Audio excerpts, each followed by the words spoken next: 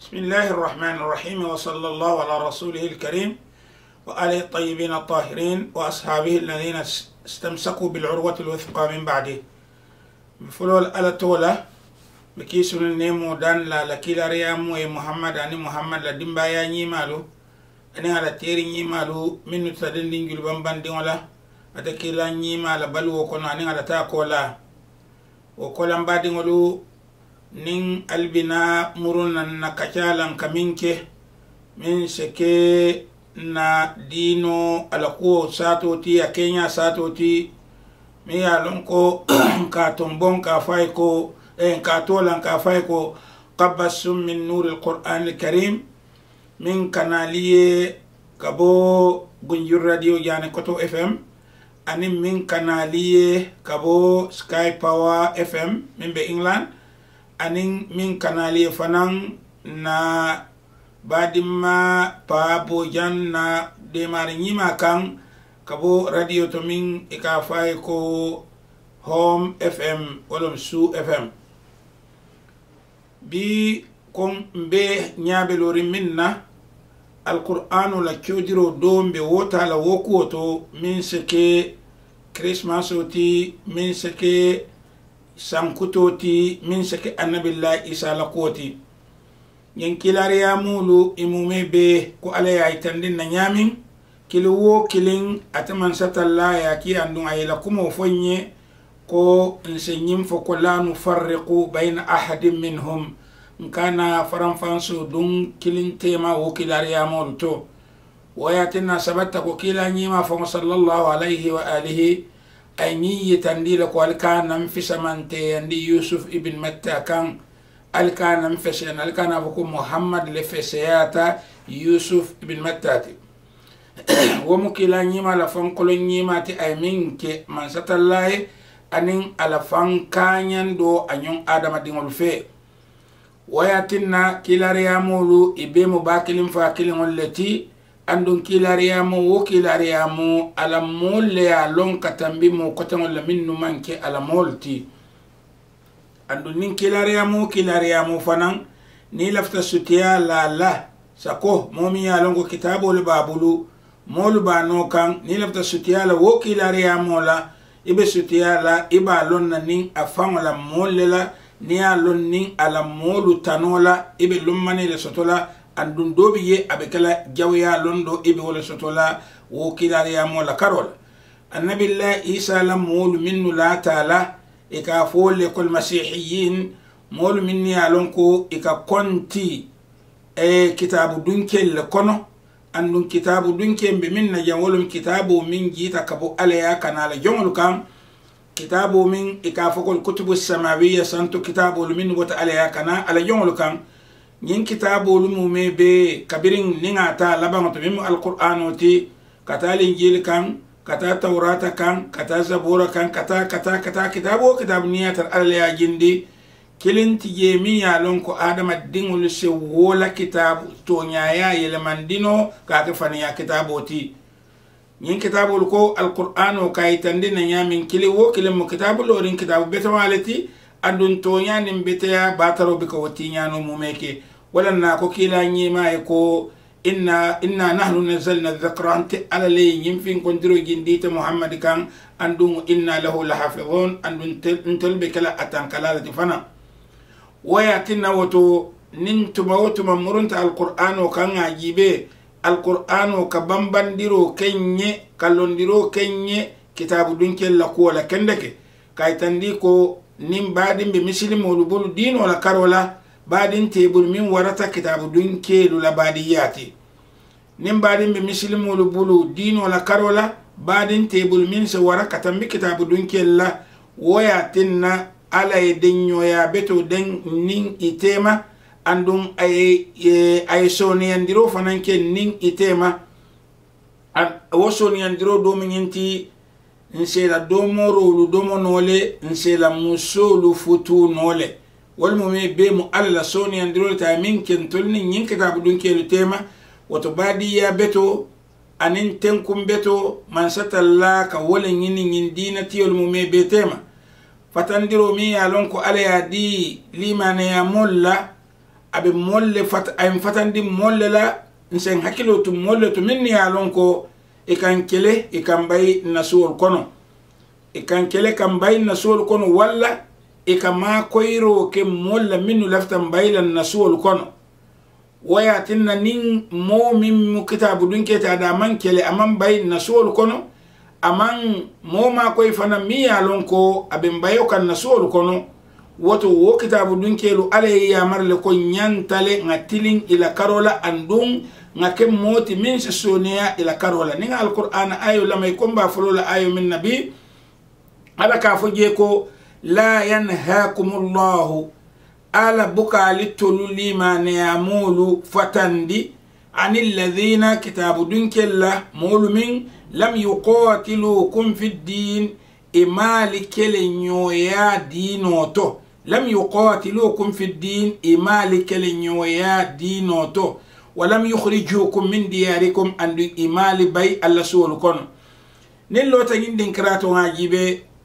ننتاتا مسلمول بدينكرال منو تساكوه دينكرال منو منك عرب جمان ولوتي كاتو عرب جمان ولو كان كتاب دونكي لبيجيلي هنم ببيمين كونو كيوكيول بلو رنجي andu nyobunya be ning mo kote ngol tema minnu yalon ko imanke ini manke dinati kilon ti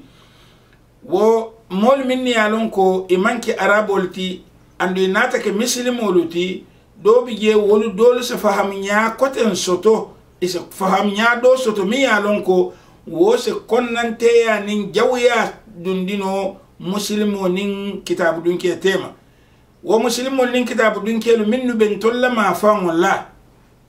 kunun nene man son kam moyi itema nene man kele moyi itema nene man fitina moyi itema nka jele wati o wati nin kitabu dunkel la lungo sita membe ko christmas o ani new year mbele ka wuli nga kilimandi ife nga bunyandi ife nga dun ife akuoto woto ntolnin itema na suma fan walla ko le yaman tarangin to bari molle nata minni yalon ko ila wucho ma wome ba ke dino fama jato kono inata kanyiniro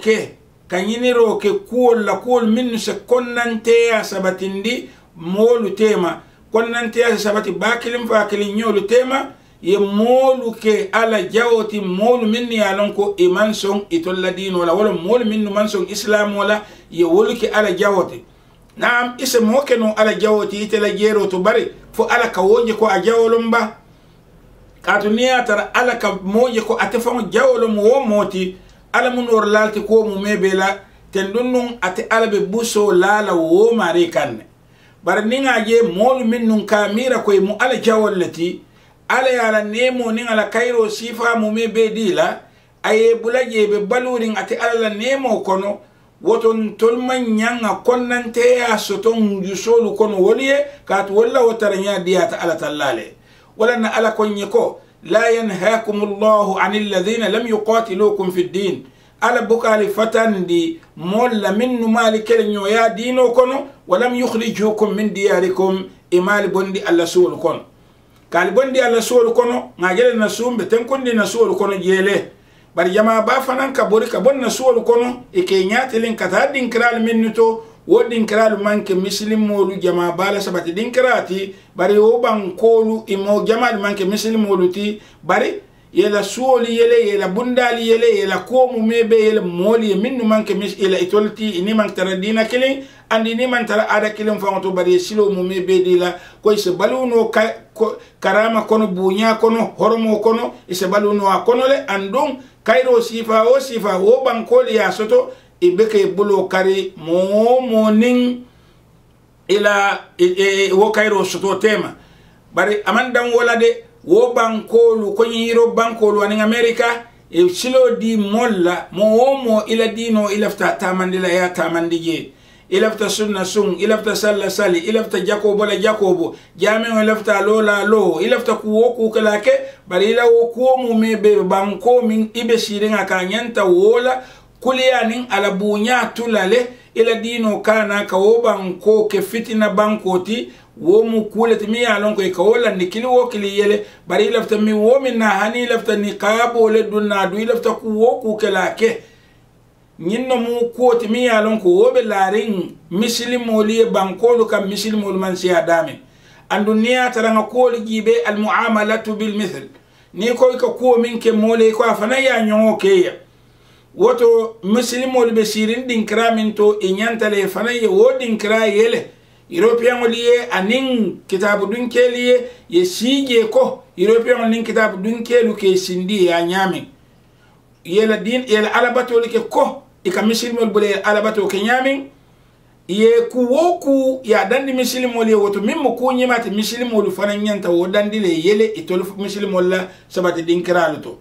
ala ko la yanhaakum Allahu anil ladhina lam yuqatilukum fid din wa lam yukhrijukum min diyarikum akwa mal fatandi mun an tabarruhum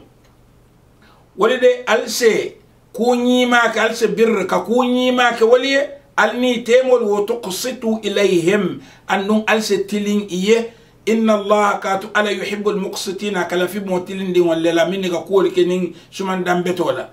ni te kayro soto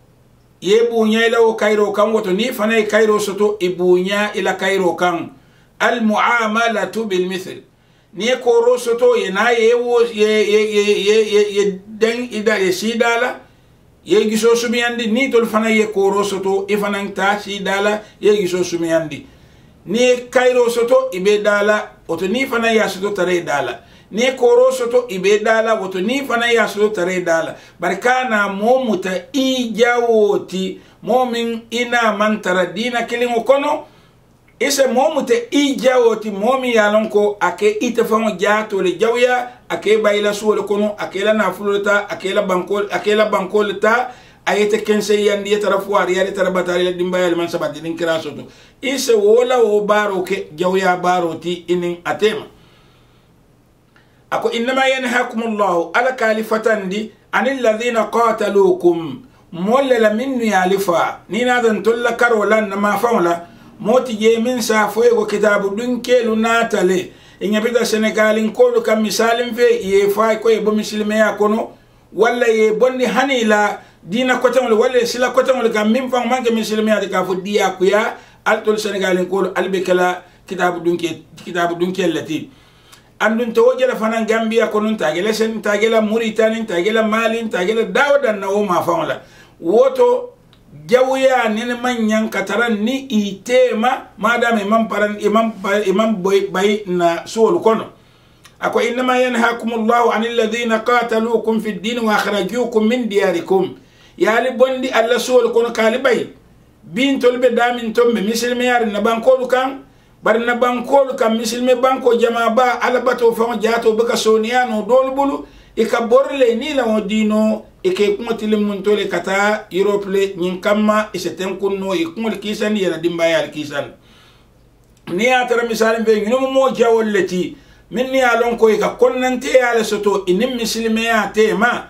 wotu mo le safoko mo manyan yesone yake ye bari beka konnante ya soto nusa folo ko abe koleala bakele e european je mi alon ko ne angin ka salwati lulu la to famfo asefo no ye nam bol be ko minni alon kendeke bari al ghalibiyya al uzma jama ba ninga fogo keme o keme kono ise tan konon to taraje mi alon ko wolma alon fa minu muslimiyati ika tole moy bari ma lon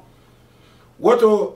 alako innama yanhaakum Allahu anil ladhina lam yuqatilukum fi innama yanhaakum Allahu anil ladhina qataluukum fi ad-din wa akhrajuukum min diyarikum yani bay alla solo kono wa dhaharu ala ikhrajikum walla de maro ke pour kali bay alla solo kono antabarruhum ko alse anta wallahum ko alkana walla teri nyoya wa man yatawallahum nimmi waliteri nyoya fa ulaika humul zalimuna wallumu to nyir laliti mol minni alon ko imali bay alla sulu kono tanatal ni wol tema alsini nyano wol yele alni la badiya e beteya mol minni alon ko yali kele kali bay alla sulu kono walla ye molu dema minni alon ko ibali bayo kan alla sulu kono wallumu molite minni alon ko ala mali fatandi nin kumu kelo wala lo nyoya e tara alni wol tema barnaman ke wolati tanaman taraje dol muslimol dum jama baken na ku ko be daminto arabo lula problemo mi alon ka be nin tubabo dolu tema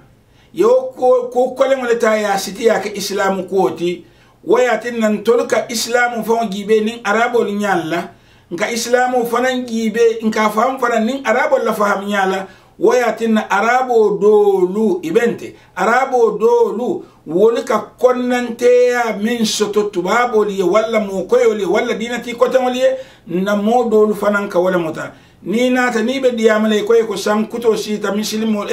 christian wala sankuto sita wala christmas o sita alse bunya alse konton wala alkane konton wala ni al konton alkane jo isafoy ko amanyan ni ko miniatin isafoy ko saibe kari wala wati kari wala fege kari ayatare tol famo be sirim bankol minnu kan woli man konnante ya soto inin christianolu iman konnante ya soto inin tubabolu bal itolla kitabol minnu ye safe wo kitabu safe la luge minnu farle yandiye ikumolu kono konnante ya nin jawyato wolon fenti mi yalon ko yu'ash fi admighatihim wala kilo la ikumolu kono itol kamira women be kun kono wolum tonyati ayatara waqi'ul hal men be kerin kenabato badiya beto nin teriya beto wolebe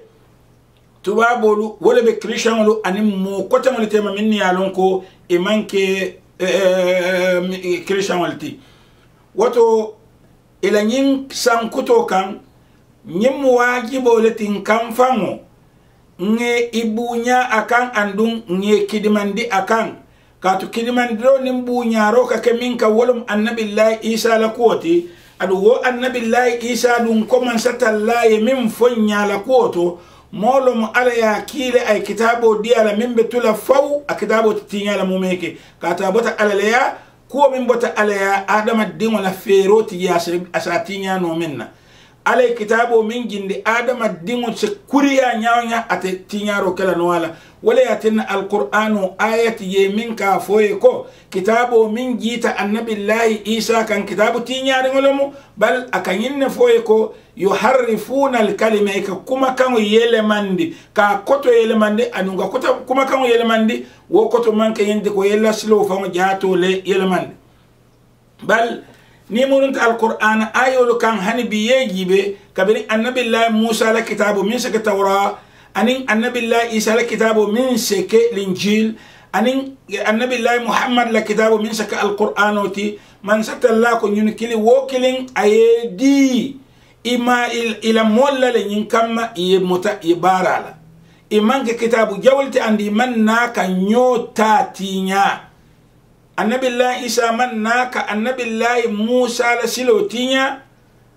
muhammad man naka annabillahi isa la silotinya amu mebe ka bodin kra kilinne jamanu lawaliyo kan kenya lawaliyo kan wayatina kili wokilin inyante ta mutalay bamba afe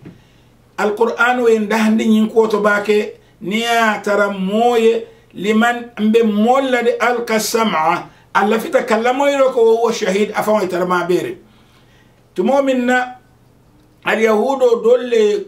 geno ke walla sunyaro ke kukurun ke doron bari la dino ye min le kan ale min gindi kan ila dino kono ay min farlandi ila dino kono wo ku jawo joto akoleyati bulbakel iko woto ngatan muhammadiya ngani ka do bi yen se sila sota bul min so ne adan toltati kabirin yowota inata kila nyima kam man satallahi ayo gindi muhammad kan sallallahu alaihi wa alihi ka al yahudo lu min yalon ko musa la mollomu ila al halo be nyaadi la te alabulu anin masihiyin min yalon ko annabillahi isa la mollomu ila makamu be alabulu nyaadi le anin muhammad fa jato anin minu la ta ila makamu alabulu nyaadi nyin ayol nata ka wala faram fansa mi yalon ka man sura fasar jamala nin hakilma ya moy akalon ko tonya ala man na nyin dino li jindi nyin kama dina tiyo dam may na ke son kalati ni aja ko na ko kila nyi may ko wa kayfa yuhakkimunak ite muhammad ibn akitiyo ngilne bulu nyaadi le wa indahum at-tawra andum tawrata be bulu nyin keta kila nyi mala balwol kono tawrata jita janni nyin kumo be fola kila e sanji wuli saba nyon ha kefe niya tara sanji wuli sabo kono tawrata tinya tal alata fola muhammad yeko tawrata be bulule indahum tawrata be bulle wo tawrata min be bulu min bije fiha hukmullahi alla kitiyo be wo tawrata kono thumma alla kitiyo taroko la wo tawrata kono yatawallawun ike kodi min ba'di dhalika wo mu me be kola ikanai ka foyete kitiye wama ulaika bil mu'minina wotoyi man kal imani ya multide madama kitabo dila kitabo mi yalan kon talla kitiyo bije wo kitiyo man wo no mai kanita muhammad kan ka foyta fanaye kitiye wote sale man kal imani ya multi silan alabe muhammad fon karandila tawrata kenya minam tawrata ti mi yalan ko yele mote kala no je mo me ka ko inna inta ala anzalna at-taura ndele tawrata jindi فيها هدى كندو لبي توراة كونو ونور عن النور انت على توراة جندي كندو با كونو عن النور يحكم بها النبيون مولك كيتين توراة الله الذين أسلموا مني فانقلوا للذين آمنوا مولي للذين هادوا مولي منك اليهود ولتي إذا كيتي نين توراة الله والربانيون أنيل علبة الأبالو والأحبار أنيل فادل مني علم كي بسيرين إلى كويلا نياتون كبالو كو المامو بمبول نيامي بما استحفظوا من كتاب الله إذا كيتي فن يمن تنك على كتابه وكانوا عليه شهداء عندي كتا السيدة التي وكان كون يمو كولو التي أنهم كيتي تلندي ولم كابو عليها فلا تخشوا الناس وتؤلت المول الكان سلام مول له واخشون السلام على دماله ولا تشتروا بآياتي ثمنا قليلا الكان ان آية الفلن سمولا من بدويارين ومن لم يحكم مووم ومن لم يحكم مووم نيمان كيتي بما فن أنزل الله عليه من جندي كان عليه من جندي فأولئك هم الكافرون ولهم كافرون na kitabu dia kitabu mi alon ko alla kitiyo biye wo kitiyo mkiti lore waleti mota falin nano ngadi alla aliya karan aliya lon minan naliba filla je kata kiti ko tan yini woto alla wo ke wolum yinti ko alman la alman kalimani ya moluti ni man kiti fenna ale min gindi kan imu kafirolati ni ya tara iman kiti ida tawrata tiyo tawrata la woto imu kafirolati tawrata ditele al fokaban mo buga kilno kafirola mi yalon ka man kibar ale ngi tandi hani bi kila ngi mala sallallahu alayhi wa alihi akawa katabna alayhim fiha ngin ne safeye tawrata yin kono ngin ne farla ndi tawrata kono anna nafsa bin nafsi kon niyo se fa niyo fa kan wal ayna bil ayni nya se so nya la so kan wal anfa bil anfi no se kuntu no la kunto kan wal udhuna bil udhuni tulo fanan se kuntu tulo la kunto kan wasinna bis sinni nyingo fanan se kuntu se kati nyingo la kato kan wal juruha qisas nimbara mona ta sumandiro ekeye yemin nyongo ke ho sifa kela ومن تصدق به بنين كو كليه من ستو إنا تاكسدات وهو كفارة الله وبكلمة عليه كفارة الجنوب كفارة التي ومن لم يحكم وتموم نيمن كيتي بما فن أنزل الله عليه من جن فأولئك هم الظالمون ولا مفنتوني لالت ودسيلا توراة يولد كيتي توراة القرآن ومن بلن كوي كيتي توراة لا أنو نين توراة مكوتي نياري ولتي جنن ينكم وفلتن دون ألا توفل كيلا نيما هي woto at-taurata tiyolu moñante buñale le taurata kanne ila dino kanne ila silo kanne madama al-qur'anu ya sabatin ni bada taurata to ala nata itandi kila nyimala hanibi annabi la isa fa nakut ako kaffayna ala atharihim bi isa wa kaffayna nata noma satandirki ala atharihim bi isa bin maryama isa la maryam dimma ngawo sambana itolla musa la takola bari wo isa min fananna ta fanata ka musa faniyandile ba hani ako musaddiqan lima bayna yadayhi anata ka tonya yandiro ke fenna mi ya sawa min at-taura tawratatu isa man na ka ko tawrata man ke tonyati bal al-qur'an ko anata le kay tandi molla ko isa ko moli le ko nata ka tonya yandiro ke tawrata la wa atainahu al-injil barnata l'injil di ate isa fananna wal injil fanan ala kay tandi kila ngimana muna mo wolin gilti mina ba kono fihi huda ala ko kando le bije wa nur anin noro ko kando ni noro be tawrata kono nyame fihi hudan wa nur kando ni noro le be linjil kon wo kando ni noro adam abota alaleya adama dingo kam se koleya nyawnya ase kafiriya nyawnya ate ala nola no ala kando ni noro ata kuntula no fo jannin ala be duniya wulindila woto wo kando ni noro be tulale faw sawa moli ya moy wo walle ma moy ale nyinne fo moli nyanta moy lan ako hudan wo maw'idha na ako nurun wa musaddiqan lima bayna yadayhi min at-taura anata katonya yandiroke linjili nata katonya yandiroke kitabu la miya sawa min mutawradati wa hudan wa maw'idha kandolum anin kawando lil muttaqin alayasilan nali na mislimo dol bi yembe karannal la mafon nabi karannal fama dembe arab wotumo arab karannal eko linjili kono sariyan kiti man tara lori woto kawando damale be woto kono malo molu ika kumolu la moy nyaadile ika kumolu faham nyaadile kawando fo wala koto nyinti ko iman nyanka fo moye nyanta sallale nyanta sunnale nyanta barakale nyanta tilina fo la manke kawando tiba nilingil nata kawoke isla alqur'ano man na kawala fo ba ibe sifa kilin ni nata wasi karola ala batolum ala kilim batolum barolum ani wasi ba ni nata kawala itandi ako wa maw'idha andun aketa kawando le tifanan mi yalon ko kawandi sahayari ngolomu ati ale minke linjil nyin kono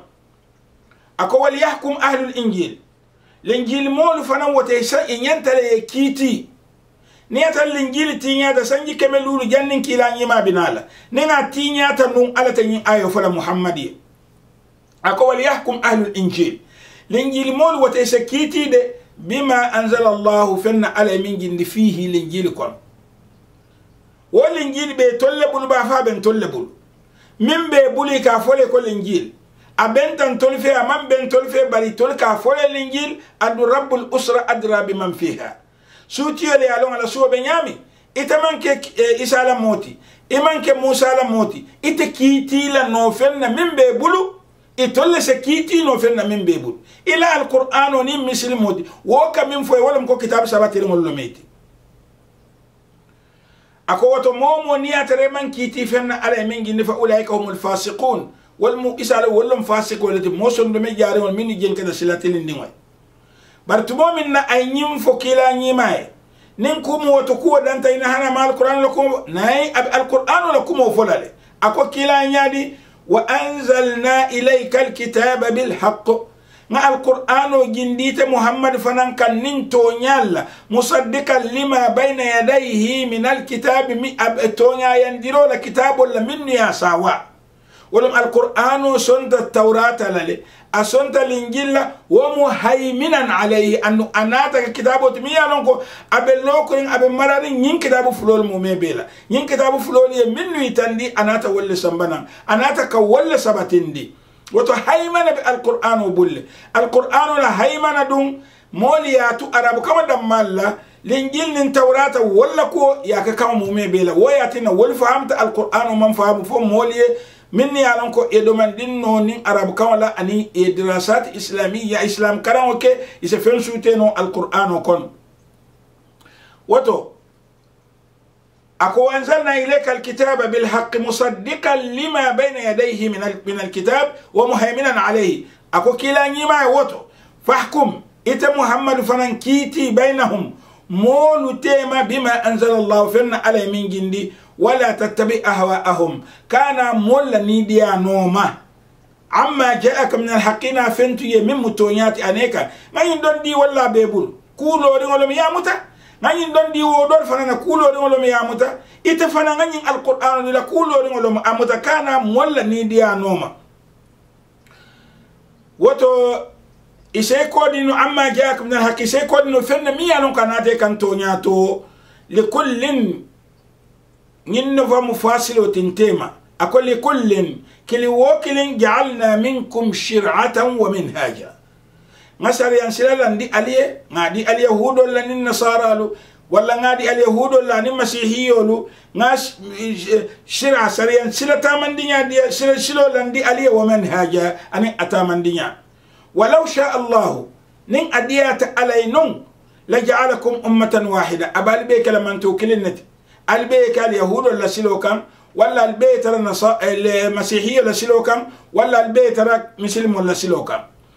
barako walau sha Allah nin adiyata alaynun لجعلكم أمة واحدة أبارك لمن توكلنتي ولكن برال سنيلونكو ليبلوكم على كالي جرب فيما آتاكم فينا أمين دي الله فاستبقوا الخيرات وتعلموا مي بين يساوارو كيرا بارولا إلى الله مرجعكم جميعا البيب مرون كتا على لكم فينبئكم أسنال كبار بما كنتم فيه تختلفون أفنتو ألترين والير منتو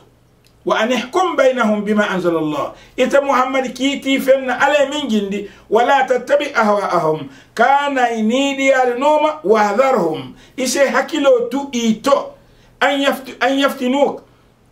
إكاد فتنة عن بعد ما أنزل الله إليك كي كود فن على من جندي كان فإن تولوا برنم مولو بلانتا ينكم ومنك فوي بلانتا على الفو فعلم إسنجلون أنما يريد الله ألا فتالي أن يصيبهم ببعض ذنوبهم أسي شتن دي إلى جنوب دولا أسي بساوكا وإن كثيرا من الناس لفاسقون برجما با مولتو إمفاسقون لد وتوياتين نمبادي مولو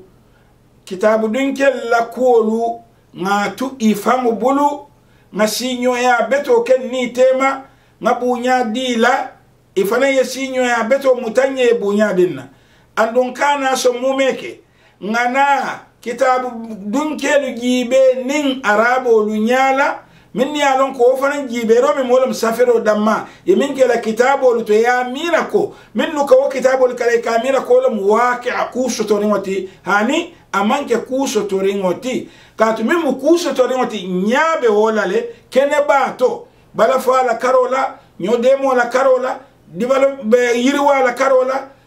ka mo ila fore ya la karola yenyimu mebetu adama dingo mu mebele be dunia dawda bal nimurunda hanbi ngaji ben ka tarako ni na ta misali fe Europe ni America ni dinkara ko tangulu e ka tara adama diya wolle ya bunya adama diya wolle ya bunya katambi molla minnu ko imu muslim mollati madama woluda marite me nyojo yandi ye modol muta jongol di sako koyo nu nim fingol tema e kamira ko tol dol mu jongol leti tol fingol be mu jongol leti kenya la kenya mi yalon ko la yuqal mota adunna no hakilo kon man satalla ka nyim fonye kitabu dunkel la ko to hanbi laysu sawa akoy man kanyande min ali kitabi umma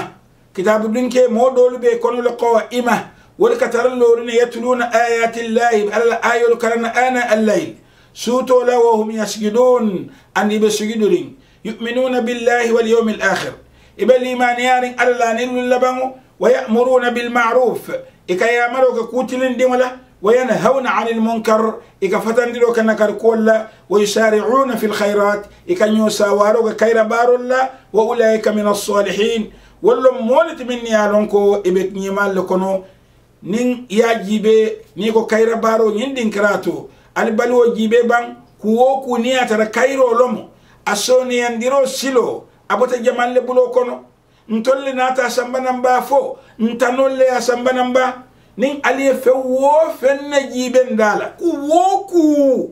ndala nin ajibe kitabu dun kellam walla european walla nata futandin kan yenna balwota ya soni andinye bawo ntolu nkada tabi'in wal damalati man nomaro ke alqur'ano fan kamin fonye bare nga nomaro ke min wolumu shaytanu kamin fonye anin nidiya ka wonoma man pare ka wuli ka do ko ka ko alqur'ano ya man nyamin wama yaf'alu min khairin yin kitab dunkel wote min ke kairoto falan yukfaru ala kata woti nyala mumeke wallahu alimun bil muttaqin ala bilundin ala nyasilanna lale woto mbafalam badin Christian wali ko Merry Christmas and Happy New Year alaman Allah Christmas o diala anu alaman sankuto fanan ayke sankuta kontane ni ngotin saw mengina mbala dan la muslim wala kairo nin tenkon la ila dinkral mu me beto نمو الباد ما سيدي علي جانب بالكم